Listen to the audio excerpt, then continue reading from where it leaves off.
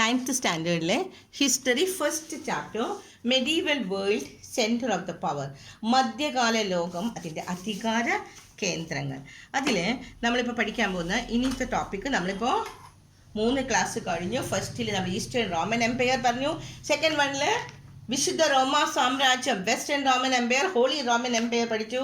മൂന്നാമത്തെ ടോപ്പിക്ക് നമ്മൾ പഠിച്ചത് അറേബ്യൻ സാമ്രാജ്യം ആണ് പഠിച്ചത്, Arabian empire. And the last ഇപ്പോൾ 4th വൺ ആണ് ദ ഓട്ടോമൻ എംപയർ. ഇവിടെയാണ് ദ ഓട്ടോമൻ സാമ്രാജ്യത്തിനെ കുറിച്ച് പഠിക്കാനുള്ളത്. ഇനി ഓട്ടോമൻ സാമ്രാജ്യത്തിൽ ദ ഓട്ടോമൻ എംപയർ ചെറുതാണ് കേട്ടോ, കുറച്ചുള്ളൂ. ഓട്ടോമൻ സാമ്രാജ്യത്തിൽ കുറച്ച് പോയിന്റ്സേ പഠിക്കാനുള്ളൂ. ആ പറയുന്ന പോയിന്റ്സ് ഒന്ന് അടയാളപ്പെടുത്താം. ഇവിടെ ഫസ്റ്റ് ഒരു ചോദ്യമാണ് ചോദിക്കുന്നത്, what is the reason for the downfall of eastern Roman empire? നമ്മൾ പറഞ്ഞു ഈസ്റ്റേൺ റോമൻ എംപയർ ആർക്ക് ശേഷമാണ്? ഈസ്റ്റേൺ റോമൻ എംപയർ ആരാ നമ്മൾ മോസ്റ്റ് ഇമ്പോർട്ടൻറ്റ് റൂളർ പഠിച്ചത്? ജസ്റ്റീനിയനെ കുറിച്ച് പറഞ്ഞു അല്ലേ? നമ്മൾ പറഞ്ഞു after the decline of the Justinian എന്താ സംഭവിച്ചത്? ദ എംപറർ അവരുടെ it was captured by the Constantinople was captured by the Turks. തുർക്കികൾ ആക്രമിക്കുകയാണ് ചെയ്തതെന്ന് പറഞ്ഞു അല്ലേ? പൗരസ്ത്യ റോമ സാമ്രാജ്യത്തെ തകർച്ചയുടെ കാരണം എന്തായിരുന്നു എന്ന് നമ്മൾ അന്ന് പഠിച്ചതാണ്. ആ ഇതെടുത്തപ്പോൾ നമ്മൾ പഠിച്ചു എന്തായിരുന്നു കാരണം? തുർക്കികളാണ് ആക്രമിച്ചതെന്ന് പറഞ്ഞു. അപ്പോൾ അതിനെക്കുറിച്ചാണ് ഇവിടെ പറയുന്നത്. With the capture of Constantinople. അപ്പോൾ ഫസ്റ്റിൽ നമ്മൾ ഈസ്റ്റേൺ റോമൻ എംപയർ ആർക്ക് ശേഷം? ജസ്റ്റീനിയന്റെ മരണശേഷം തുർക്കികൾ വന്ന് ആക്രമിച്ചു എന്ന് പറയുന്നത്. പൗരസ്ത്യ റോമ സാമ്രാജ്യത്തിന്റെ തകർച്ചയ്ക്ക് കാരണം എന്തായിരുന്നു എന്ന്, അതാണ് ക്വസ്റ്റ്യൻ. ഇവിടെ ഉത്തരം കൊടുത്തിട്ടുണ്ട്.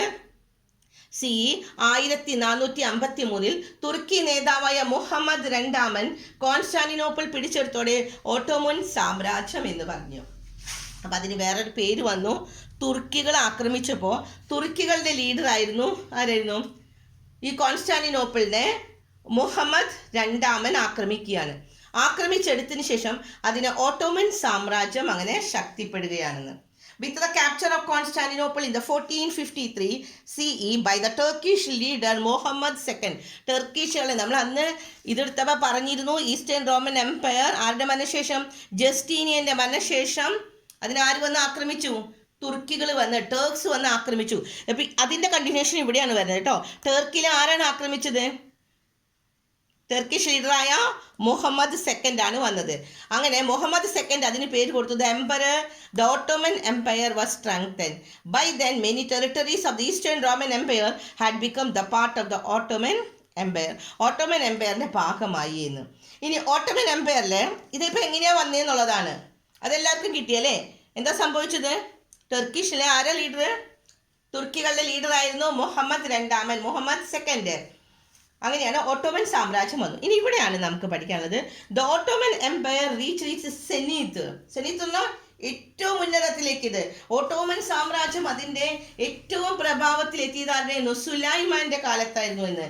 Sulaiman, the time of Suleiman, most important റൂളറാണ് ഓട്ടോമൻ സാമ്രാജ്യം. അടയാളപ്പെടുത്തിയിരിക്കുക സുലൈമാൻ.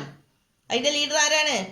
ഞാൻ പറയുന്നു ഓരോ ടോപ്പിക്കും എഴുതാം, അതിൻ്റെ ലീഡേഴ്സ് അവരുടെ ക്യാപിറ്റൽ അങ്ങനെ എഴുതി വെച്ചാൽ നിങ്ങൾക്ക് സുഖമായിട്ട് പഠിക്കാൻ പറ്റും. നമ്മുടെ ഈ ചാപ്റ്ററിൻ്റെ ലാസ്റ്റിൽ ഉണ്ട്, അത് കൊടുത്തിട്ടുണ്ട് അങ്ങനെ ഫ്ലോ ചാർട്ടായിട്ട്. അതാണ് പഠിക്കാൻ സുഖം. അപ്പോൾ Ottoman Empire reach zenith during the time of സുലൈമാൻ്റെ കാലത്താണെന്ന്. ഹി വാസ് കോൾഡ്, അയാൾക്ക് ഏതൊരു പേര് കൂടി ഉണ്ടായിരുന്നു, al Qanuni, the law giver. Al ഗാനുനിയുടെ മീനിങ് എന്താണ്? ലോ ഗിവർ എന്നാണ് എന്ന്. സുലൈമാന്റെ കാലത്ത് സുലൈമാനെ അൽ ഗാനുനി നിയമദാതാവ്, അൽ ഗാനുനി എന്നുള്ള പേര് കൊടുത്തിരുന്നു. അൽ ഗാനുനി എന്ന വാക്കിന്റെ അർത്ഥം ചിലപ്പോൾ ചോദിക്കും, അതെന്താണ്? നിയമദാതാവ്, ദ ലോ ഗിവർ ആണ്. കിട്ടിയോ? ഹിറ്റ്നി അൽ ഗുനാനി അല്ലെങ്കിൽ Sulaiman, the most important ruler. കിട്ടിയില്ലേ? ഇതിൽ ക്യാപ്ചർ ചെയ്തത് ആദ്യം കൊണ്ടുവന്ന ഓട്ടോമൻ സാമ്രാജ്യം കൊണ്ടുവന്നത് ആരാണ്? മുഹമ്മദ് സെക്കൻഡ് ആണ്. ഇനി മുഹമ്മദ് സെക്കൻഡ് അങ്ങനെ ഓട്ടോമൻ സാമ്രാജ്യം സ്ഥാപിച്ചു. പക്ഷേ ഈ ഓട്ടോമൻ സാമ്രാജ്യത്തിൻ്റെ ഓട്ടോമൻ ഡൈനാസ്റ്റിയിൽ എംപയറിൻ്റെ ഫുൾ അതിൻ്റെ ഏറ്റവും ടോപ്പിലേക്ക്, അതിന് ഉന്നതമായിട്ട് ഏറ്റവും ഉയർന്നൊരു പ്രഭാവത്തിലെത്തിയത് സുലൈമാൻ്റെ കാലത്താണ്. സുലൈമാന് വേറൊരു പേരും കൂടി കൊടുത്തിട്ടുണ്ട് എന്ന് പറഞ്ഞ് എന്താണ്? അൽ ഗാനുനി. കിട്ടിയില്ല? വാക്ക് പഠിക്കാം കേട്ടോ. അൽ ഗാനുനി സ്പെല്ലിംഗ് പഠിക്കാം, അൽ ഗാനുനിയുടെ മീനിങ്ങും പഠിക്കാം. എന്താണ്? ദ ലോ ഗിവർ, നിയമദാതാവ് എന്നാണ് വിളിച്ചിരുന്നത്. ഇനി അദ്ദേഹം എന്തൊക്കെ ചെയ്തു നോക്കാം. ഫസ്റ്റ് വണ്ണിൽ അയാൾ ചെയ്തത് എന്ത് ചെയ്ത്? he established centralized administration. First one എന്താണ്? നമ്മൾ കുറേ പേരുടെ ഏകദേശം എല്ലാവരും എന്താണ് സെൻട്രലൈസ്ഡ് അഡ്മിനിസ്ട്രേഷൻ ആണ് ആദ്യം കൊണ്ടുവരുന്നത് അല്ലേ. Centralised administration in the empire. During this period many regions of Europe become the part of Ottoman Empire. Ottoman എംപയറിലേക്ക് യൂറോപ്പിൻ്റെ പല ഭാഗങ്ങളും അവർ പിടിച്ചെടുത്ത് ആക്കുകയാണ്. Thus the European realise military strength of Asia through the Ottoman rulers. The Ottoman Empire disintegrated after the First World War. പിന്നെ ഈ last ലൈനും പഠിച്ചാൽ മതി. എന്താണ്?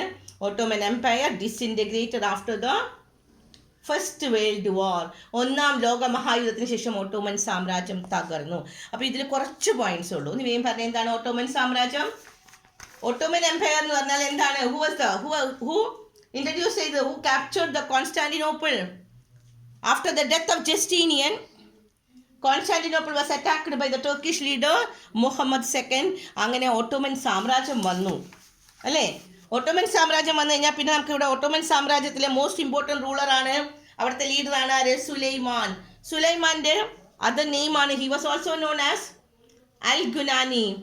അൽ ഗുനാനി എന്നുള്ള പേര് ദ ലോ ഗിവർ, നിയമ ദാതാവ് എന്നുള്ള പേരും കൂടി കൊടുത്തിരുന്നു. ഇനി അയാൾ ചെയ്ത പോയിന്റ്സ് 2 പോയിന്റേ ഉള്ളൂ. എന്താണ്? First of all his established centralized administration കൊണ്ടുവന്നു എന്ന് ഒരു കാര്യം അല്ലേ. പിന്നെ എന്താ ചെയ്തത്? Many regions of Europe become the part of Ottoman Empire. Ottoman എംപയറിൽ ആദ്യത്തത് കേന്ദ്രീകൃത ഭരണം നേതൃത്വം നൽകി. പിന്നത്തെ എന്താണ്? യൂറോപ്പിലെ പല പ്രദേശങ്ങളും ഓട്ടോമൻ സാമ്രാജ്യത്തിൻ്റെ ഭാഗമായി. അത്രയും പഠിച്ചാൽ മതി കേട്ടോ, 2 കാര്യങ്ങൾ. പിന്നെ ലാസ്റ്റ് ലൈനാണ് ഒന്നാം ലോക മഹായുദ്ധത്തിന് ശേഷം ഓട്ടോമൻ സാമ്രാജ്യം തകർന്നു. The Ottoman empire. അങ്ങനെ ഓട്ടോമൻ എംപയർ ജസ്റ്റീനിയന് ശേഷം, ഈസ്റ്റേൺ റോമൻ എംപയറിലെ ജസ്റ്റീനിയൻ്റെ ശേഷം ഓട്ടോമൻ സാമ്രാജ്യം വന്നത് അല്ലേ. അങ്ങനെ ഓട്ടോമൻ സാമ്രാജ്യം ഒന്നാം ലോക മഹായുദ്ധത്തിന് ശേഷം ഫസ്റ്റ് വേൾഡ് വാറിന് ശേഷം ഓട്ടോമൻ സാമ്രാജ്യം തകരുകയാണ്. അടുത്തത് നമുക്ക് പഠിക്കാനുള്ളത് ദ മംഗോൾ എംപയർ. ഓട്ടോമൻ സാമ്രാജ്യം കുറച്ചല്ലേ ഉള്ളൂ. അടുത്ത ടോപ്പിക് എടുക്കുക, ദ മംഗോളിയൻ സാമ്രാജ്യം, ദ മംഗോൾ എംപയർ. അതിൽ നോക്കാം, പറയുന്നത് അടയാളപ്പെടുത്താം. Mongolia is the region between Russia and China. ഇത് തമ്മിലുള്ളതാണ് റഷ്യയ്ക്കും ചൈനയ്ക്കും. മധ്യേഷ്യയിൽ റഷ്യയ്ക്കും ചൈനയ്ക്കും ഇടയിലുള്ള നോക്കാം, ഇവിടെ മലയാളം മീഡിയം. മംഗോളിയൻ സാമ്രാജ്യം എന്ന് പറഞ്ഞാൽ മധ്യേഷ്യയിൽ എന്തിനിടയിലാണ്? റഷ്യയ്ക്കും ചൈനയ്ക്കും ഇടയിലുള്ള പ്രദേശമാണ് മംഗോളിയ. കിട്ടിയില്ലേ? ഇനി പിന്നെ നോക്കേണ്ടത് between the Russia and China in central Asia.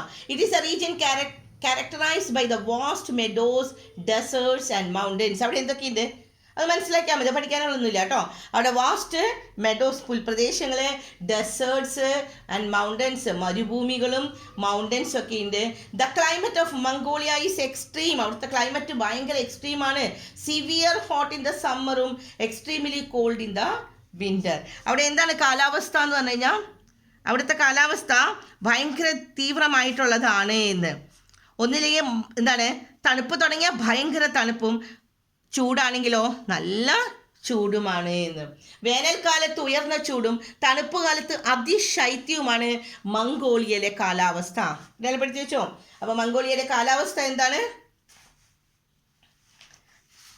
Extreme കാലാവസ്ഥയാണെന്ന്. Extreme ആണ് എന്ന് പറഞ്ഞാൽ the climate of Mongolia extreme ആണെന്ന്. സിവിയർ ഹോട്ട് ഇൻ സമ്മർ, വേനൽക്കാലത്ത് നല്ല ചൂട്. അതുപോലെ തന്നെ എന്താണ്? Severe cold in winter. വിൻ്ററിലാണെങ്കിൽ എക്സ്ട്രീം കോൾഡ്, നല്ല തണുപ്പുമാണ് എന്ന്. നാടോടികളെ പോലെ കൂടാരങ്ങളിലാണ് അവർ കഴിഞ്ഞിരുന്നത്. ഇനി അവരെവിടെയാണ് താമസിച്ചിരുന്നത്? The Mongols were the nomads. Nomads എന്താ? നാടോടികൾ. Who lived in the tent.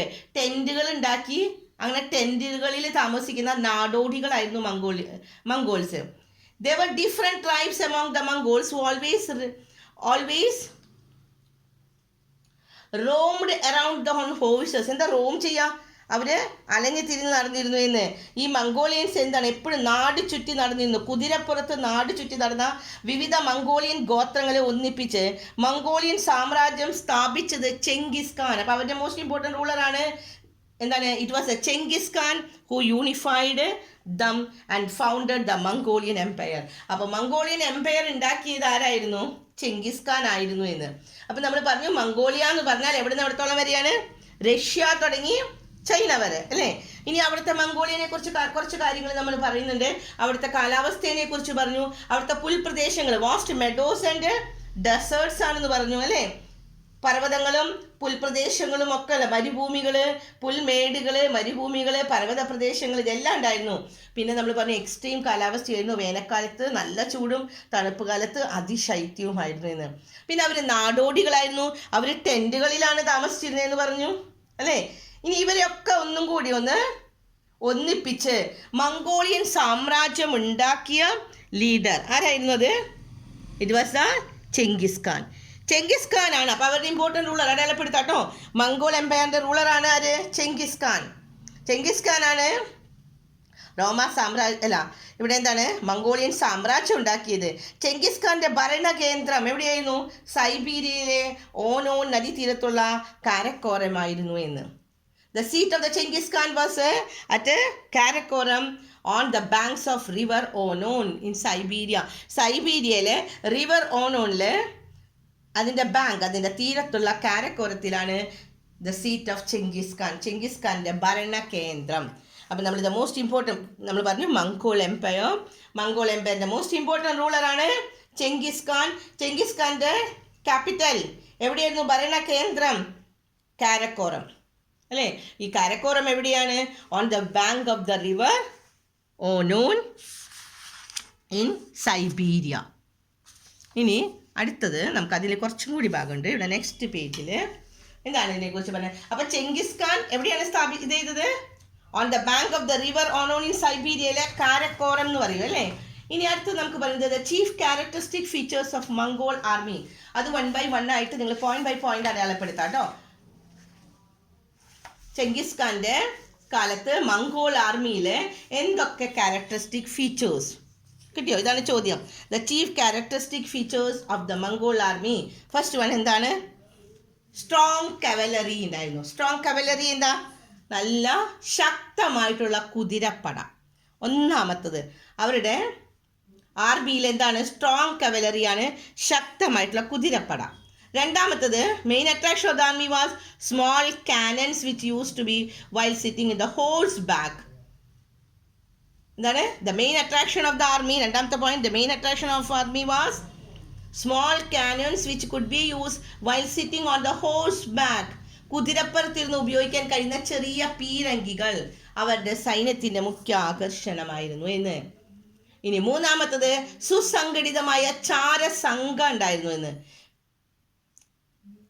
പിന്നെ Genghis Khan also maintain a well organized espionage. Espionage എന്ന് പറഞ്ഞാൽ ചാരസംഘടന. അപ്പം 3 കാര്യങ്ങൾ കിട്ടിയോ? ഇനിയുണ്ട് കേട്ടോ. അപ്പോൾ ഈ പാരഗ്രാഫിൽ 3 കാര്യങ്ങൾ, ആ 3 പോയിന്റ്സ് പഠിച്ചാൽ മതി. ഏതൊക്കെയാണ്? ഫസ്റ്റ് വൺ സ്ട്രോങ് കവലറി, നല്ല ശക്തമായിട്ടുള്ള കുതിരപ്പട. രണ്ടാമത്തെ എന്താണ്? കുതിരപ്പുറത്തിരുന്ന് ഉപയോഗിക്കുന്ന ചെറിയ പീരങ്കികൾ, the small cannons which can be used while sitting on the horse back. മൂന്നാമത്തത് ഓർഗനൈസ്ഡ് എസ്പിനേജ്, ചാരസംഘടന ഉണ്ടായിരുന്നു ഇന്ന്. നല്ല സുസംഘടിതമായിട്ടുള്ള ചാരസംഘടന കിട്ടിയോ? ഇനി നാലാമത്തത് ഇവിടെ അടുത്ത പാരഗ്രാഫിൽ. To connect the distant places of the empire with the administrative center, the Mongolians introduced postal system using horses. അതാണ് നാലാമത്തെ. എന്തായിരുന്നു? Postal systems using horses. കുതിരകളെ ഉപയോഗിച്ചുള്ള തപാൽ സമ്പ്രദായം നടപ്പിലാക്കിയിരുന്നു. ഈ ആശയവിനിമയ സമ്പ്രദായത്തിന് കൊറിയർ എന്ന പേരാണ് ഉണ്ടായിരുന്നത് എന്ന്. This communication system was known as courier. The courier system of Genghis Khan was speedy and effective. ഇനി ചെങ്കിസ് ഖാൻ്റെ ആണ് കൊറിയർ സിസ്റ്റം അല്ലേ. അത് വളരെ സ്പീഡിയുമായിരുന്നു, ഇഫക്റ്റീവുമായിരുന്നു എന്നും, വളരെ കാര്യക്ഷമമുള്ളതും അതുപോലെ തന്നെ വേഗതയുള്ളതും ആയിരുന്നു എന്നും. ശരിയോ? അപ്പോൾ ഇതാണ് മംഗോൾ എംപയറിനെ കുറിച്ച്. അപ്പോൾ ഒന്നും കൂടി പറഞ്ഞുതരാം. എന്താ മംഗോൾ എംപയർ എന്ന് പറഞ്ഞാൽ? നമ്മൾ മംഗോൾ എംപയറിൻ്റെ ആദ്യം നമ്മൾ പറഞ്ഞു മംഗോൾസ്, അതിൻ്റെ ഫീച്ചേഴ്സൊക്കെ പറഞ്ഞു അല്ലേ. പക്ഷെ നമുക്ക് പഠിക്കാനുള്ളത് ഇതാണ്. ചെങ്കിസ് ഖാൻ ആണ്. ചെങ്കിസ് ഖാൻ്റെ ക്യാപിറ്റൽ എവിടെയായിരുന്നു? Karakorum, on the bank of the river Onon in Siberia. സൈബീരിയയിലെ റിവർ ഓണോണിലെ തീരത്തുള്ള കാരക്കോറത്തിലായിരുന്നു ക്യാപിറ്റൽ, തലസ്ഥാനം. ഇനി അയാളുടെ ആർമിയിലെ മെയിൻ ഫീച്ചേഴ്സ് 4 ഫീച്ചേഴ്സാണ് ഞാൻ പറഞ്ഞത്. ഫസ്റ്റ് വൺ സ്ട്രോങ് കവലറി ആയിരുന്നു, നല്ല കുതിരപ്പട.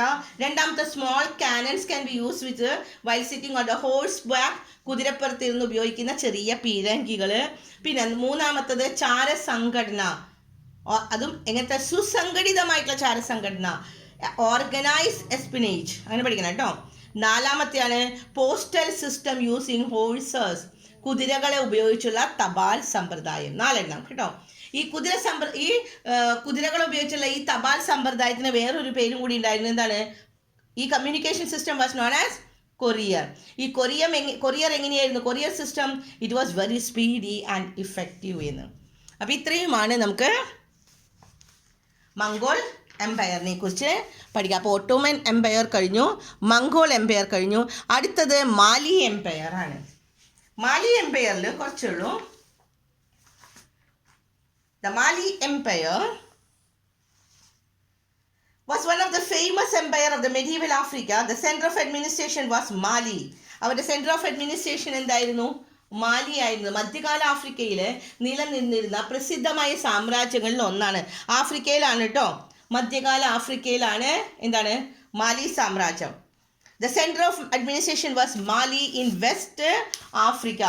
വെസ്റ്റ് ആഫ്രിക്കയിലെ മാലിയിലാണ് ഇവരുടെ മാലി എംപയറിന്റെ സാമ്രാജ്യമായത്.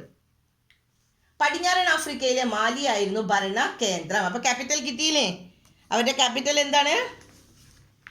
The Mali in West Africa. ഇനി അവിടുത്തെ ഇമ്പോർട്ടൻറ്റ് റൂളറിനെ നോക്കാം. നമ്മളോട് പറയുന്നത് observe the map and locate the area that came under the Mali empire. Mali എംപയറിൻ്റെ സ്ഥലങ്ങൾ നമ്മളോട് അടയാളപ്പെടുത്തി പഠിക്കാൻ പറയുന്നുണ്ട്. ഇനി അവിടുത്തെ റൂളറാണ് Kankan Musa. Was a famous ruler of medieval Africa. അടയാളപ്പെടുത്തി വെക്കട്ടോ. ഓരോ സാമ്രാജ്യത്തിൻ്റെയും ഓരോ എംപയറിൻ്റെയും അവൻ്റെ ലീഡേഴ്സ്, അവരുടെ ക്യാപിറ്റൽ. അവിടെ ക്യാപിറ്റൽ കിട്ടി, മാലി ഇൻ വെസ്റ്റ് ആഫ്രിക്ക കിട്ടിയില്ലേ? അടുത്ത് വരുന്നത് എന്താണ്? അവരുടെ ലീഡർ. ആരാണ് leader? Kankan Musa.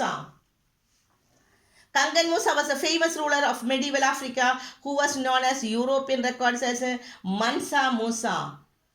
Kankan Musa എന്താണ്? പാശ്ചാത്യ രാജ്യങ്ങളുടെ മേഖലയിലെ മൻസ മൗസ എന്നറിയപ്പെടുന്ന കങ്കൻ മൂസയെയാണ് മധ്യകാല ആഫ്രിക്കയിലെ പ്രസിദ്ധ ഭരണാധികാരിയായി കണക്കാക്കിയിരുന്നത്. അപ്പോൾ ഇവിടുത്തെ മോസ്റ്റ് ഇമ്പോർട്ടൻറ്റ് റൂളർ ആരാണ്? Kankan Musa. Kankan Musa was a famous റൂളറാണ്. അയാൾക്ക് വേറൊരു പേരും കൂടി ഉണ്ടായിരുന്നു. യൂറോപ്യൻ റെക്കോർഡിൽ മൻസ മൂസ എന്നുള്ള പേരും അയാൾക്ക് ഉണ്ടായിരുന്നു. അപ്പോൾ Kankan Musa or Mansa Musa. ഇനി Mali had a huge treasure of gold. ഇനി മാലി എന്ന് പറഞ്ഞ ചെറിയൊരു രാജ്യത്തിൽ എന്താണ്? ഹ്യൂജ് ട്രഷർ ഓഫ് ഗോൾഡ്, സ്വർണ്ണഖനി, സ്വർണ്ണ ശേഖരണമായിരുന്നു മാലി. അക്കാലത്ത് സമ്പന്നമായ ഏറ്റവും സമ്പന്നമായിരുന്നു. കാരണം ഗോൾഡ്, സ്വർണം ഭയങ്കരമായിട്ടാണ്. സ്വർണത്തിൻ്റെ ട്രഷർ ഉണ്ടായിരുന്നു എന്ന്.